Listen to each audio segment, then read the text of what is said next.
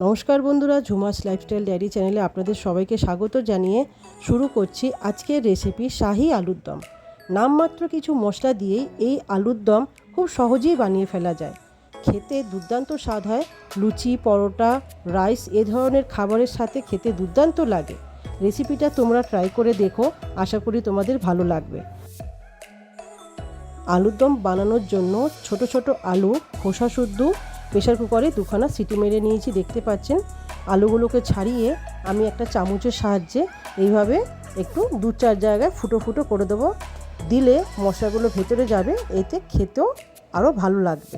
কড়াইতে সর্ষের তেল দিয়ে ভালো করে গরম করে নিয়ে আমি আলুগুলোকে ভালো করে একটু লাল লাল করে ভেজে নেব।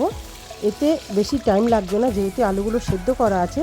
তা দেখুন সুন্দর করে লাল লাল করে আমাদের আলুগুলো ভাজা হয়ে গেছে। আমি একটা পাত্রে বার করে নিচ্ছি। ওই তেলেই শুকনো লঙ্কা, গোটা জিরে আর দারচিনি ফোড়ন দেব।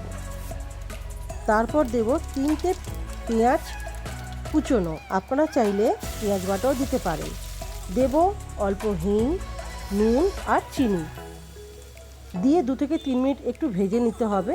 তারপর দিয়ে দেব অর্ধেক বাটি ফেটানো টক দই। টক দইটা যখন দেব গ্যাসের ফ্লেমটা কিন্তু লো করে রাখতে হবে, তাতে কিন্তু টক দইটা ফাটবে না।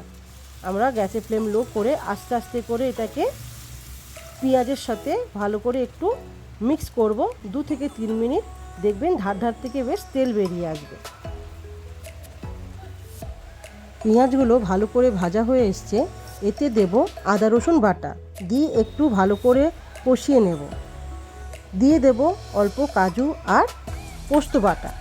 এই আলুর দমের এটাই প্রধান মশলা। দিয়ে একটু নাড়াচাড়া করে নেব। মশলা ধোয়া জলটাও দিয়ে আবারও ভালো করে কষাবো 2 থেকে 3 মিনিট। আমি এখানে দেব অল্প জিরে গুঁড়ো, লঙ্কা গুঁড়ো, হলুদ গুঁড়ো আমি এখানে দেব না। একটু নাড়াচাড়া করে দিয়ে দেব 1 চামচ ঘি আর কসুরি মেথি হাত দিয়ে একটু ঘষে দেব। দিয়ে ভালো করে একটু নাড়িয়ে নুড়িয়ে করে মশলাগুলোকে কষিয়ে আমি এখানে দিয়ে দেব ভাজা আলুগুলোকে।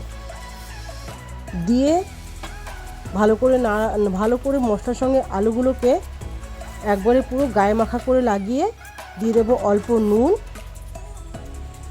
আমরা আগে নুন দিয়েছিলাম, যার জন্য স্বাদ অনুসারে নুন দিয়ে দেব। 1 চামচ গুঁড়ো গরম মশলা। ভালো করে একদম গ্যাসের ফ্লেম লো করে কষতে দেব 3 থেকে 4 মিনিট। 3 থেকে 4 মিনিট হওয়ার পর দিয়ে দেব ধনেপাতা কুচোনো আর চেরা কাঁচা লঙ্কা। এই রেসিপিটা খুব একটা ঝালঝাল হয় না, আমি এখানে গুঁড়ো লঙ্কা দিইনি, তাই কাঁচা লঙ্কা 4-5টা দিয়েছি। দেখুন কত সুন্দর লোভনীয় দেখতে লাগছে। তো একটু গ্যাসটা অফ করে দিলেই আমাদের রেসিপি রেডি, শাহি আলুর দম। এটা গরম গরম লুচি, পরোটা, রাইস সবার সঙ্গেই খেতে দুর্দান্ত লাগে। আপনারা এই রেসিপিটা অবশ্যই ঘরে একবার ট্রাই করবেন আর আমাকে কমেন্ট করে জানাতে ভুলবেন না। আর আপনাদের এই রেসিপিটা যদি ভালো লেগে থাকে অবশ্যই লাইক, শেয়ার আর সাবস্ক্রাইব করার অনুরোধ রইল বন্ধুরা। পাশে বেল আইকনটাকেও অবশ্যই প্রেস করবেন নতুন নতুন ভিডিওর নোটিফিকেশন পাওয়ার জন্য। আজকের জন্য এতটাই।